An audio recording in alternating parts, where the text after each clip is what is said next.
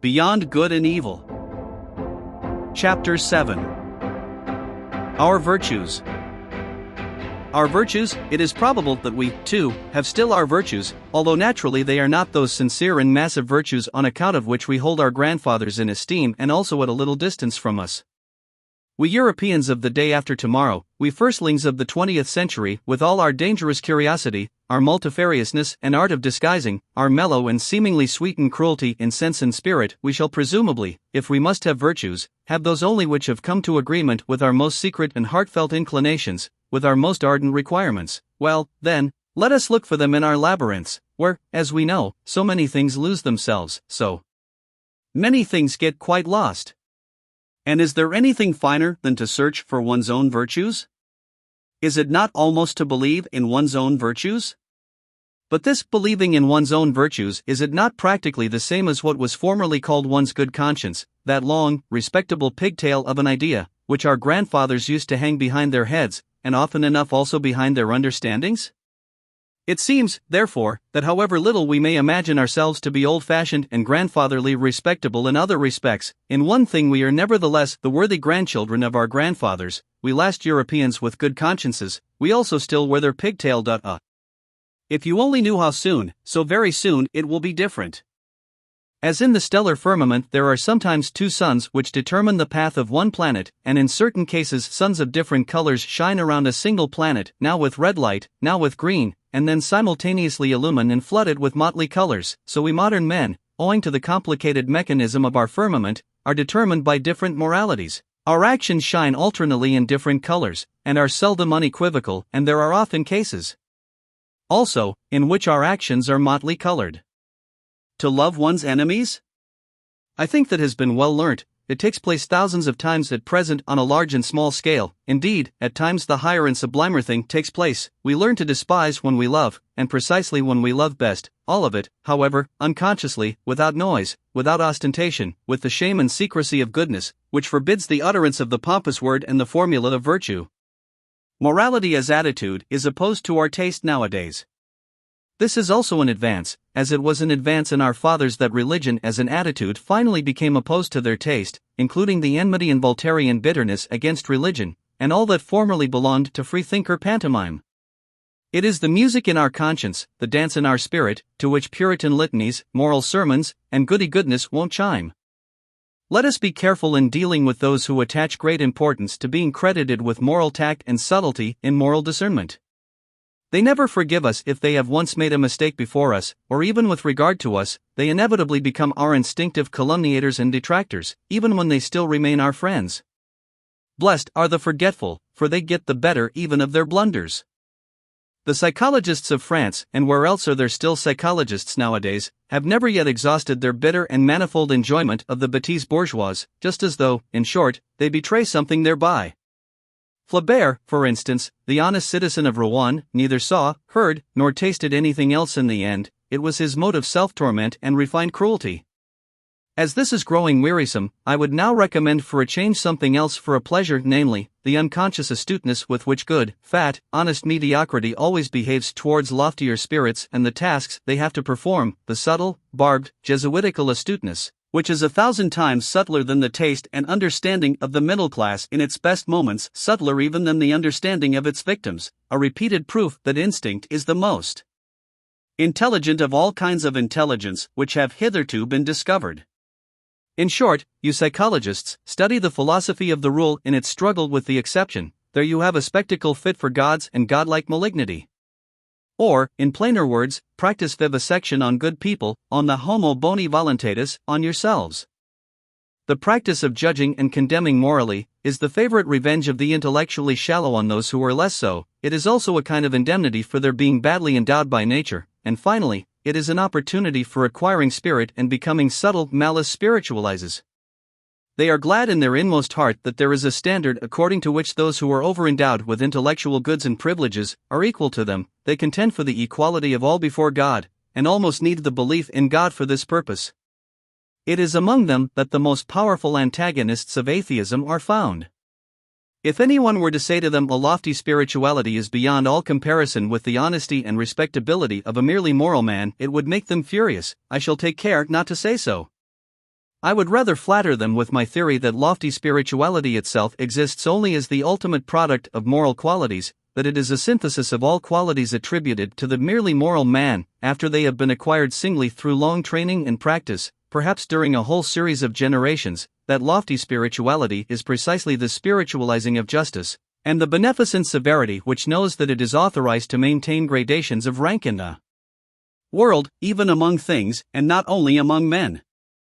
Now that the praise of the disinterested person is so popular, one must, probably not without some danger, get an idea of what people actually take an interest in, and what are the things generally which fundamentally and profoundly concern ordinary men, including the cultured, even the learned, and perhaps philosophers also, if appearances do not deceive.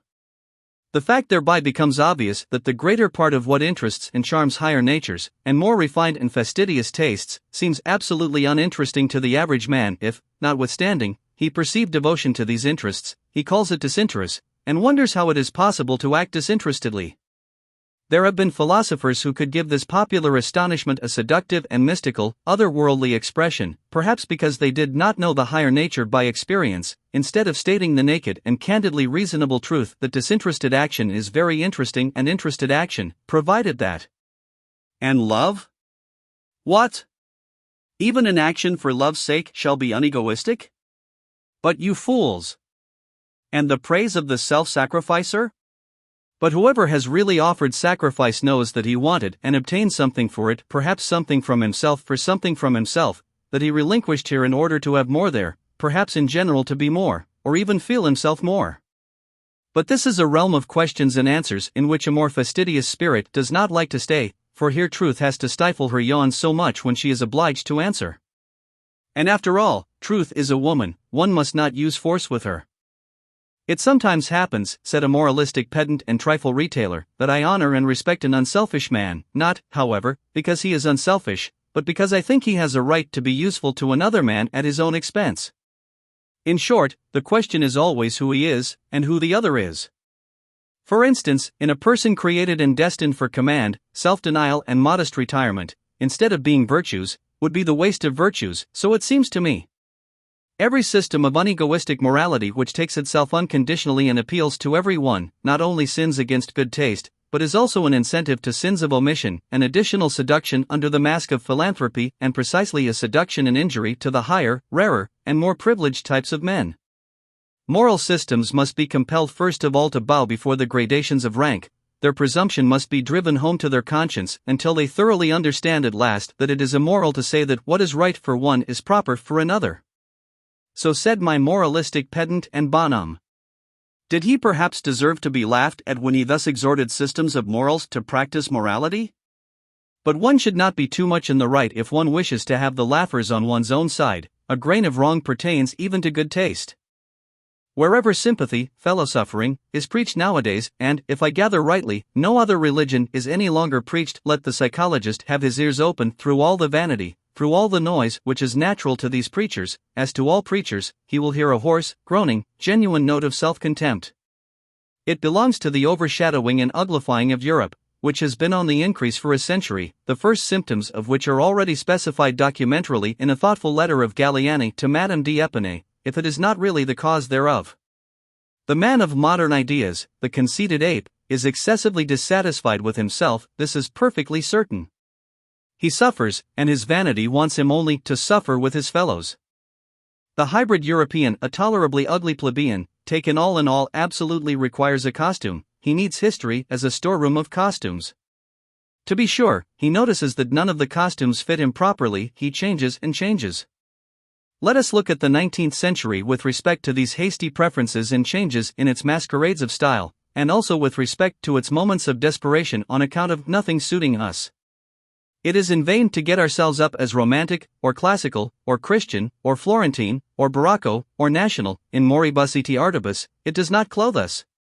But the spirit, especially the historical spirit, profits even by this desperation. Once and again a new sample of the past or of the foreign is tested, put on, taken off, packed up, and above all studied. We are the first studious age in puncto of costumes, I mean as concerns morals, articles of belief, artistic tastes, and religions. We are prepared as no other age has ever been for a carnival in the grand style, for the most spiritual festival, laughter and arrogance, for the transcendental height of supreme folly and Aristophanic ridicule of the world.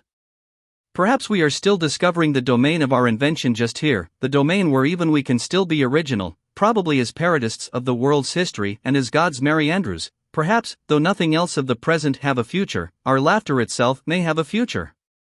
The historical sense, or the capacity for divining quickly the order of rank of the valuations according to which a people, a community, or an individual has lived, the divining instinct for the relationships of these valuations, for the relation of the authority of the valuations to the authority of the operating forces, this historical sense, which we Europeans claim as our specialty, has come to us in the train of the enchanting and mad semi-barbarity into which Europe has been plunged by the democratic mingling of classes and races. It is only the 19th century that has recognized this faculty as its sixth sense.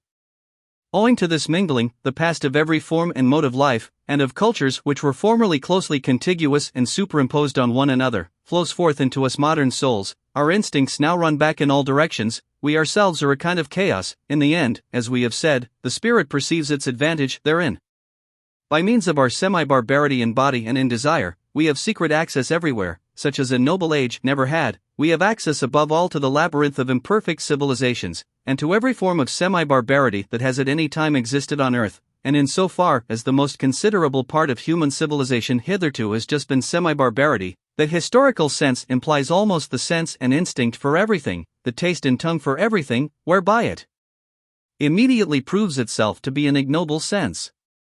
For instance, we enjoy Homer once more. It is perhaps our happiest acquisition that we know how to appreciate Homer, whom men of distinguished culture, as the French of the 17th century, like Saint Evremond, who reproached him for his esprit vaste, and even Voltaire, the last echo of the century, cannot and could not so easily appropriate, whom they scarcely permitted themselves to enjoy. The very decided yeah and nay of their palate, their promptly ready disgust, their hesitating reluctance with regard to everything strange, their horror of the bad taste even of lively curiosity, and in general the averseness of every distinguished and self-sufficing culture to avow a new desire, a dissatisfaction with its own condition, or an admiration of what is strange. All this determines and disposes them unfavorably even towards the best things of the world which are not their property or could not become their prey, and no faculty is more unintelligible to such men than just this historical sense, with its truckling, plebeian curiosity. The case is not different with Shakespeare, that marvelous Spanish Moorish-Saxon synthesis of taste, over whom an ancient Athenian of the circle of Aeschylus would have half killed himself with laughter or irritation, but we accept precisely this wild motleyiness, this medley of the most delicate, the most coarse, and the most artificial, with a secret confidence and cordiality. We enjoy it as a refinement of art reserved expressly for us, and allow ourselves to be as little disturbed by the repulsive fumes and the proximity of the English populace in which Shakespeare's art and taste lives, as perhaps on the Chioggia of Naples, where, with all our senses awake, we go our way, enchanted and voluntarily, in spite of the drain odor of the lower quarters of the town.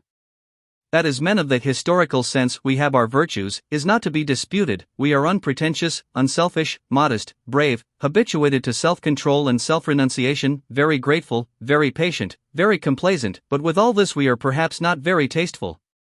Let us finally confess it, that what is most difficult for us men of the historical sense to grasp, feel, taste, and love, what finds us fundamentally prejudiced and almost hostile, is precisely the perfection and ultimate maturity in every culture and art, the essentially noble in works and men, their moment of smooth sea and halcyon self-sufficiency, the goldenness and coldness which all things show that have perfected themselves.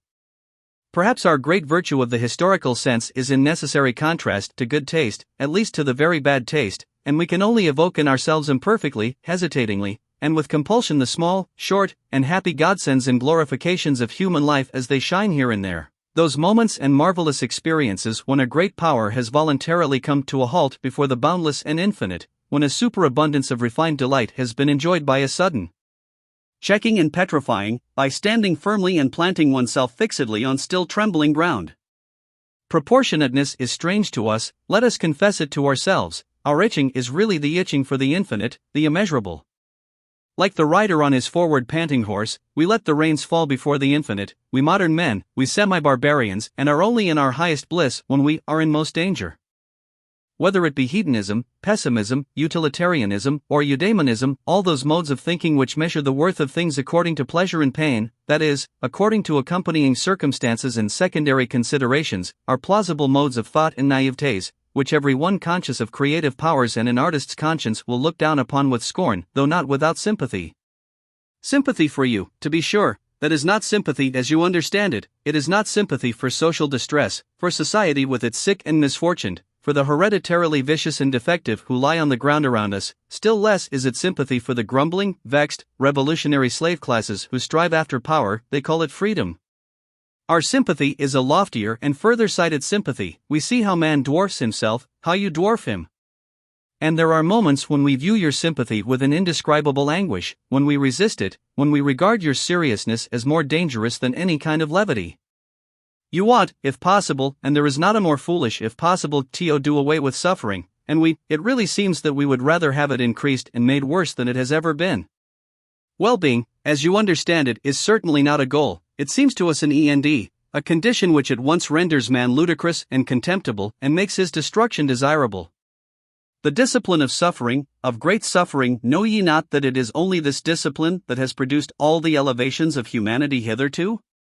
The tension of soul in misfortune which communicates to it its energy, its shuddering in view of rack and ruin, its inventiveness and bravery in undergoing, enduring, interpreting, and exploiting misfortune, and whatever depth, mystery, disguise, spirit, artifice, or greatness has been bestowed upon the soul, has it not been bestowed through suffering, through the discipline of great suffering?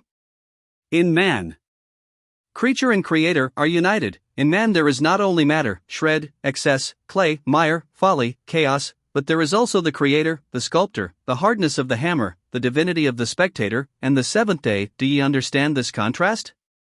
And that your sympathy for the creature in man applies to that which has to be fashioned, bruised, forged, stretched, roasted, annealed, refined, to that which must necessarily suffer, and is meant to suffer? And our sympathy, do ye not understand what our reverse sympathy applies to, when it resists your sympathy as the worst of all pampering and enervation? So it is sympathy against sympathy. But to repeat it once more, there are higher problems than the problems of pleasure and pain and sympathy, and all systems of philosophy which deal only with these are naivetés.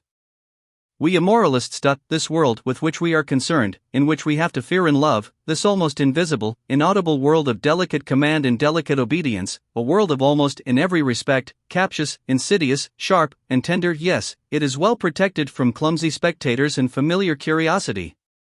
We are woven into a strong net and garment of duties, and cannot disengage ourselves. Precisely here, we are men of duty, even we.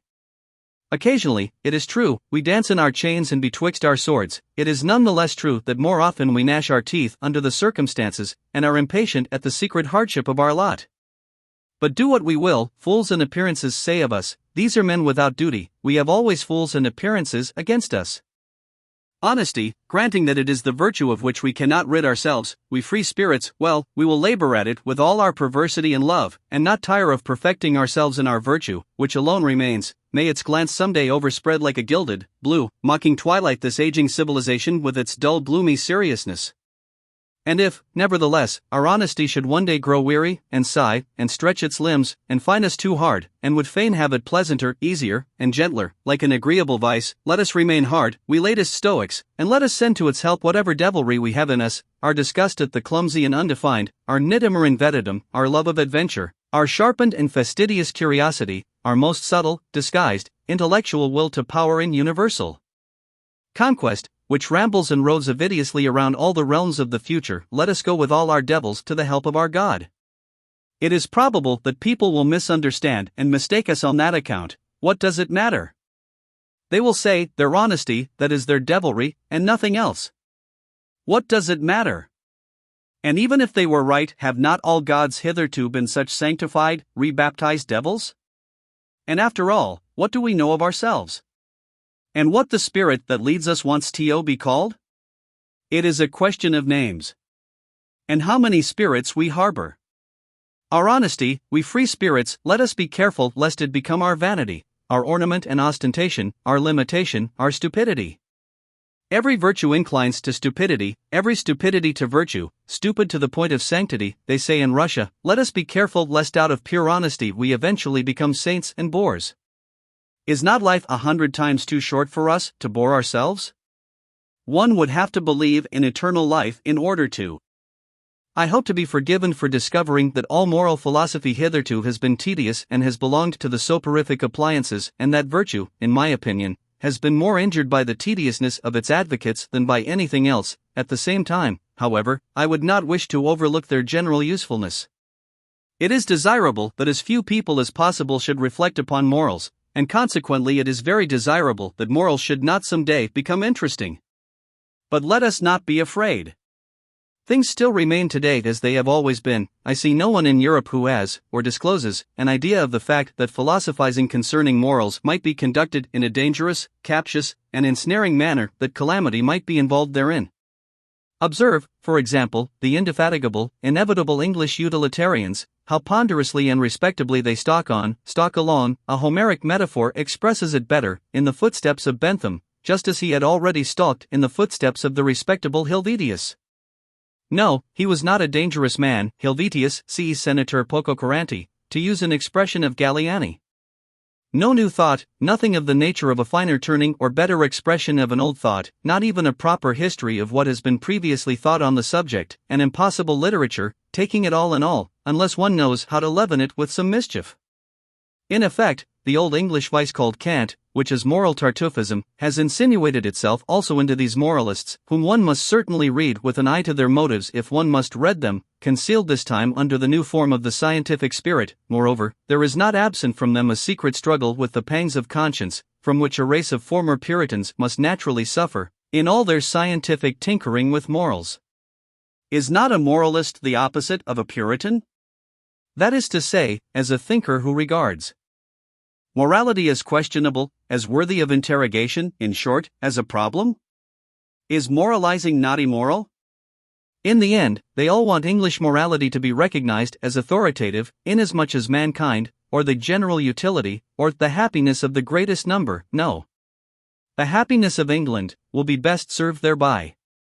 They would like, by all means, to convince themselves that the striving after English happiness, after comfort and fashion, and in the highest instance, a seat in Parliament, is at the same time the true path of virtue. In fact, that in so far as there has been virtue in the world hitherto, it has just consisted in such striving.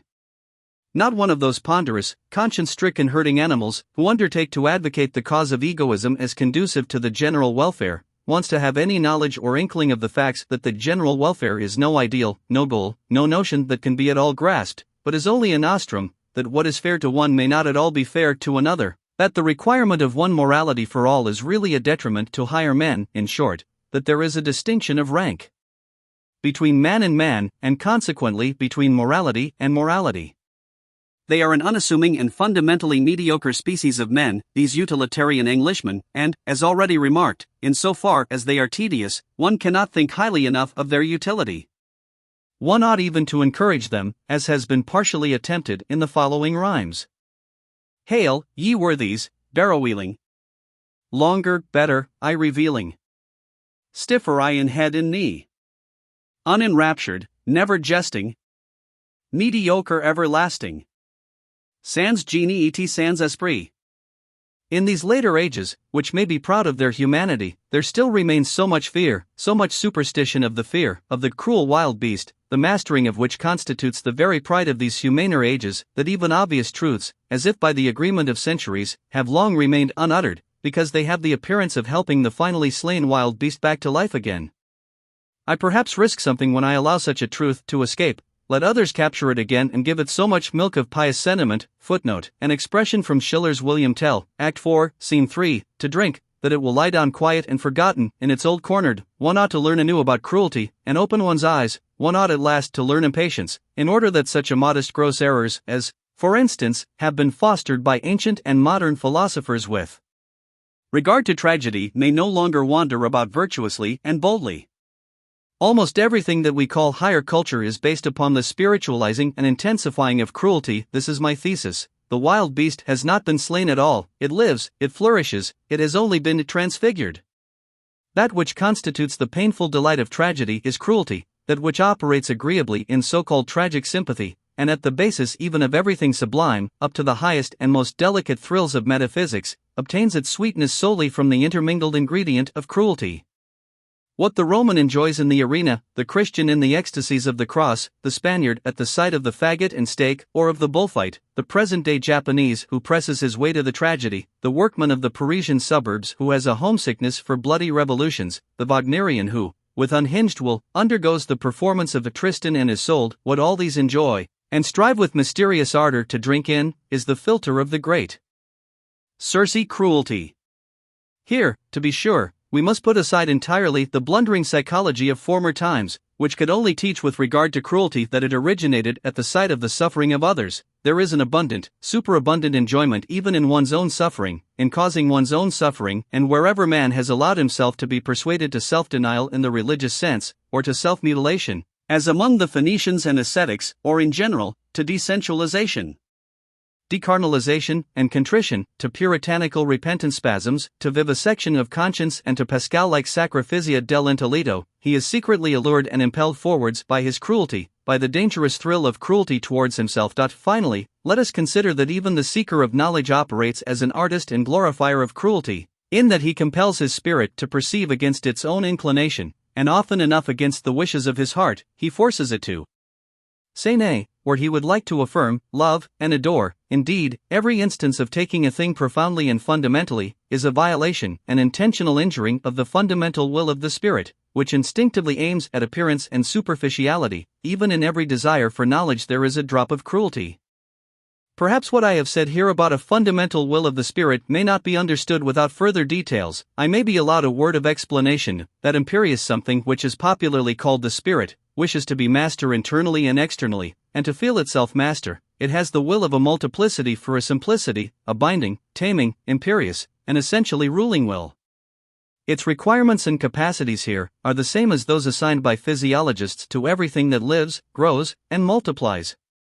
The power of the spirit to appropriate foreign elements reveals itself in a strong tendency to assimilate the new to the old, to simplify the manifold, to overlook or repudiate the absolutely contradictory, just as it arbitrarily re-underlines, makes prominent, and falsifies for itself certain traits and lines in the foreign elements, in every portion of the outside world. Its object thereby is the incorporation of new experiences, the assortment of new things in the old arrangements. In short, growth, or more properly, the feeling of growth, the feeling of increased power, is its object.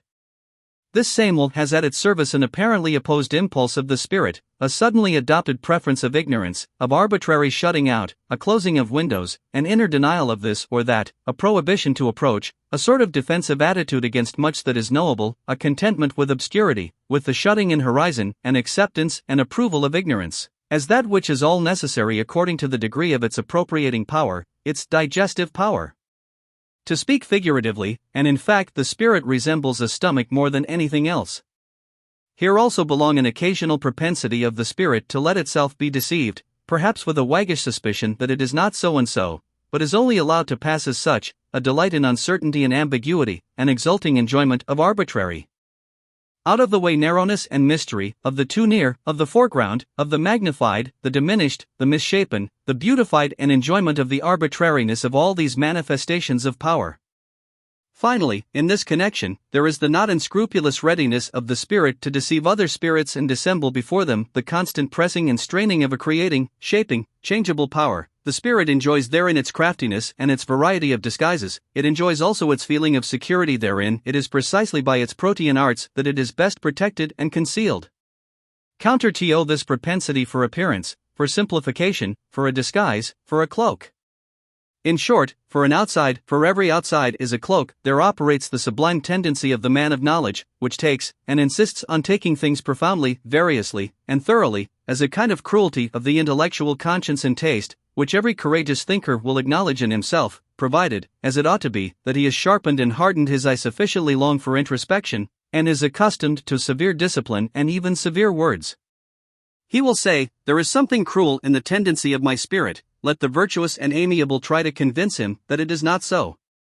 In fact, it would sound nicer if, instead of our cruelty, perhaps our extravagant honesty were talked about, whispered about, and glorified. We free, very free spirits, and someday perhaps such will actually be our posthumous glory. Meanwhile, for there is plenty of time until then, we should be least inclined to deck ourselves out in such florid and fringed moral verbiage. Our whole former work has just made us sick of this taste and its sprightly exuberance.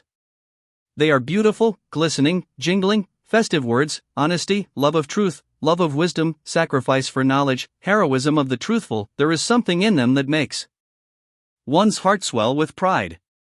But we anchorites and marmots have long ago persuaded ourselves in all the secrecy of an anchorite's conscience that this worthy parade of verbiage also belongs to the old false adornment, frippery, and gold dust of unconscious human vanity, and that even under such flattering color and repainting, the terrible original text homo natura must again be recognized.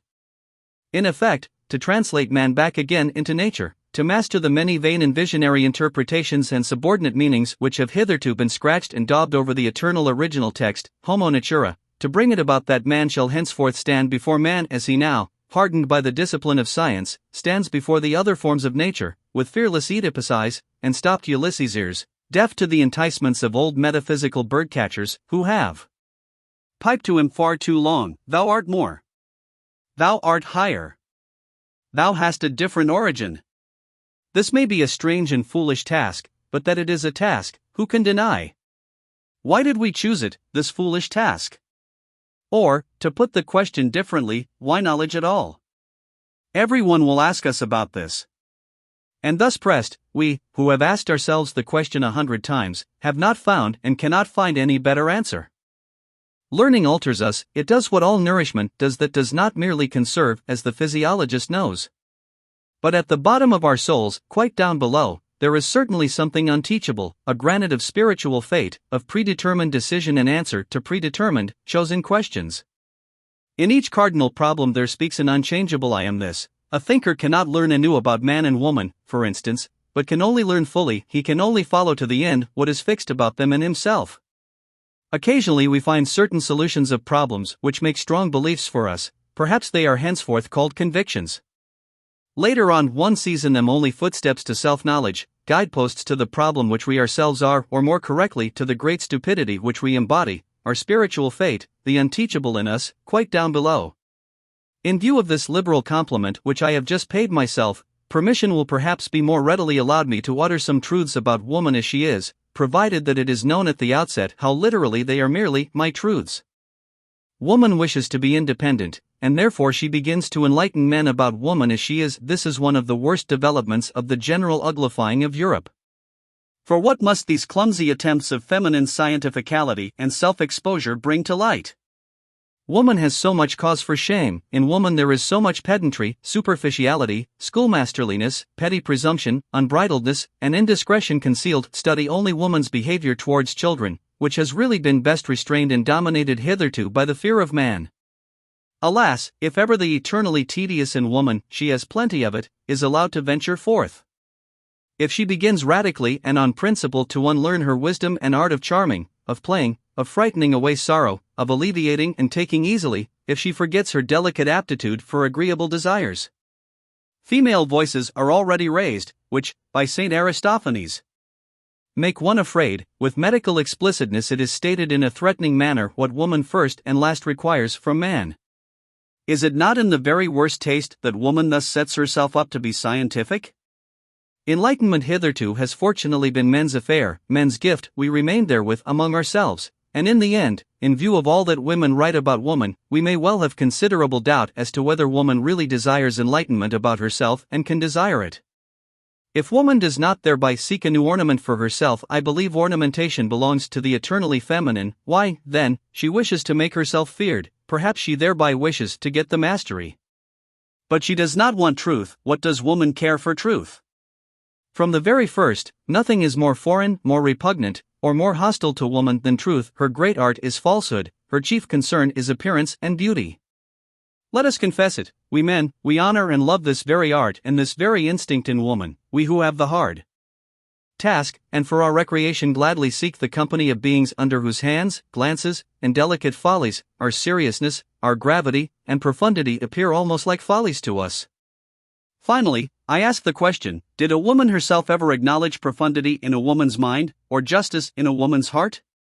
And is it not true that on the whole woman has hitherto been most despised by woman herself, and not at all by us, we men desire that woman should not continue to compromise herself by enlightening us, just as it was man's care and the consideration for woman, when the Church decreed, mulier tacit in ecclesia. It was to the benefit of woman when Napoleon gave the too eloquent Madame de Staël to understand, mulier tacit in politicis, and in my opinion, he is a true friend of woman who calls out to women today, mulier tacit de mulieral. It betrays corruption of the instincts apart from the fact that it betrays bad taste when a woman refers to Madame Roland, or Madame de Staël, or Monsieur George Sand, as though something were proved thereby in favor of woman as she is. Among men, these are the three comical women as they are, nothing more, and just the best involuntary counter-arguments against feminine emancipation and autonomy. Stupidity in the kitchen, woman as cook, the terrible thoughtlessness with which the feeding of the family and the master of the house is managed. Woman does not understand what food means, and she insists on being cook. If woman had been a thinking creature, she should certainly, as cook for thousands of years, have discovered the most important physiological facts, and should likewise have got possession of the healing art. Through bad female cooks, through the entire lack of reason in the kitchen, the development of mankind has been longest retarded and most interfered with. Even today matters are very little better. A word to high school girls. There are turns and casts of fancy, there are sentences, little handfuls of words, in which a whole culture, a whole society suddenly crystallizes itself. Among these is the incidental remark of Madame de Lambert to her son, Mon ami, ne vous permettez jamais que des folies, qu'il vous feront grand plaisir, the motherliest and wisest remark, by the way, that was ever addressed to a son. I have no doubt that every noble woman will oppose what Dante and Goethe believed about woman, the former when he sang, Elegar dava suso, io and lii, and the latter when he interpreted it, the eternally feminine draws us aloft, for this is just what she believes of the eternally masculine. 7 apophthegms for women. How the longest ennui flees, when a man comes to our knees. Age, alas! And science stayed, furnish even weak virtue aid. Sombre garb and silence meet, dress for every dame, discreet. Whom I thank when in my bliss? God, and my good tailoress. Young, a flower-decked cavern home, old, a dragon thence doth roam. Noble title, leg that's fine, man as well, oh, were he mine. Speech in brief and sense in mass, slippery for the genius. Woman has hitherto been treated by men like birds, which, losing their way, have come down among them from an elevation, as something delicate, fragile, wild, strange, sweet, and animating, but as something also which must be cooped up to prevent it flying away. To be mistaken in the fundamental problem of man and woman, to deny here the profoundest antagonism and the necessity for an eternally hostile tension, to dream here perhaps of equal rights, equal training, equal claims and obligations, that is a typical sign of shallow-mindedness, and a thinker who has proved himself shallow at this dangerous spot, shallow in instinct, may generally be regarded as suspicious, nay more, as betrayed, as discovered, he will probably prove too short for all fundamental questions of life, future as well as present, and will be unable to descend into any of the depths. On the other hand, a man who has depth of spirit as well as of desires, and has also the depth of benevolence which is capable of severity and harshness, and easily confounded with them, can only think of woman as Orientals do. He must conceive of her as a possession, as confinable property, as a being predestined for service and accomplishing her mission therein. He must take his stand in this matter upon the immense rationality of Asia, upon the superiority of the instinct of Asia, as the Greeks did formerly, those best heirs and scholars of Asia who, as is well known, with their increasing culture and amplitude of power, from Homer to the time of Pericles, became gradually stricter towards woman, in short, more oriental. How necessary, how logical, even how humanely desirable this was, let us consider for ourselves. The weaker sex has in no previous age been treated with so much respect by men as at present. This belongs to the tendency and fundamental taste of democracy, in the same way as disrespectfulness to old age. What wonder is it that abuse should be immediately made of this respect? They want more, they learn to make claims, the tribute of respect is at last felt to be well-nigh galling, rivalry for rights, indeed actual strife itself, would be preferred. In a word, woman is losing modesty. And let us immediately add that she is also losing taste. She is unlearning to fear man, but the woman who unlearns to fear sacrifices her most womanly instincts. That woman should venture forward when the fear-inspiring quality in man, or more definitely, the man in man, is no longer either desired or fully developed, is reasonable enough and also intelligible enough, what is more difficult to understand is that precisely thereby woman deteriorates. This is what is happening nowadays, let us not deceive ourselves about it. Wherever the industrial spirit has triumphed over the military and aristocratic spirit, woman strives for the economic and legal independence of a clerk. Woman as clerkess is inscribed on the portal of the modern society which is in course of formation. While she thus appropriates new rights, aspires to be master, and inscribes progress of woman on her flags and banners, the very opposite realizes itself with terrible obviousness: woman retrogrades. Since the French Revolution, the influence of woman in Europe has declined in proportion as she has increased her rights and claims, and the emancipation of woman, insofar as it is desired and demanded by women themselves, and not only by masculine shallowpates, thus proves to be a remarkable symptom of the increased weakening and deadening of the most womanly instincts. There is stupidity in this movement, an almost masculine stupidity, of which a well-reared woman, who is always a sensible woman, might be heartily ashamed.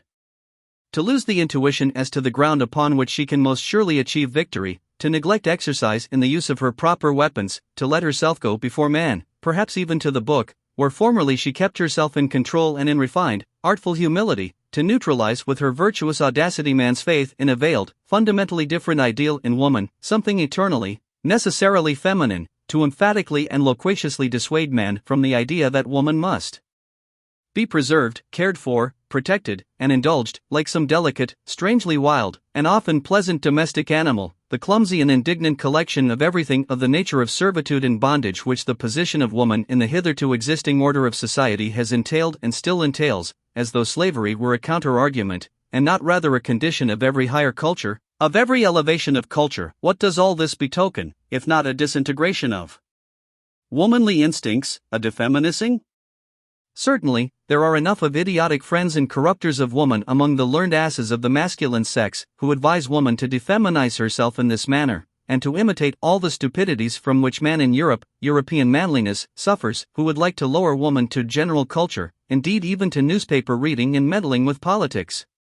Here and there they wish even to make women into free spirits and literary workers, as though a woman without piety would not be something perfectly obnoxious or ludicrous to a profound and godless man. Almost everywhere her nerves are being ruined by the most morbid and dangerous kind of music, our latest German music, and she is daily being made more hysterical and more incapable of fulfilling her first and last function, that of bearing robust children. They wish to cultivate her in general still more, and intend, as they say, to make the weaker sex strong by culture, as if history did not teach in the most emphatic manner that the cultivating of mankind and his weakening, that is to say, the weakening, dissipating, and languishing of his force of will, have always kept pace with one another, and that the most powerful and influential women in the world, and lastly, the mother of Napoleon, had just to thank their force of will and not their schoolmasters for their power and ascendancy over men. That which inspires respect in woman, and often enough fear also, is her nature, which is more natural than that of man, her genuine, carnivore-like, cunning flexibility, her tiger claws beneath the glove, her naivete and egoism, her untrainableness and innate wildness, the incomprehensibleness, extent, and deviation of her desires and virtues. That which, in spite of fear, excites one's sympathy for the dangerous and beautiful cat, woman, is that she seems more afflicted, more vulnerable, more necessitous of love, and more condemned to disillusionment than any other creature. Fear and sympathy it is with these feelings that man has hitherto stood in the presence of woman, always with one foot already in tragedy, which rends while it delights. What? And all that is now to be at an end? And the disenchantment of woman is in progress? The tediousness of woman is slowly evolving? O Europe! Europe! We know the horned animal which was always most attractive to thee, from which danger is ever again threatening thee. Thy old fable might once more become history, and immense stupidity might once again overmaster thee and carry thee away. And no God concealed beneath it, no. Only an idea, a modern idea,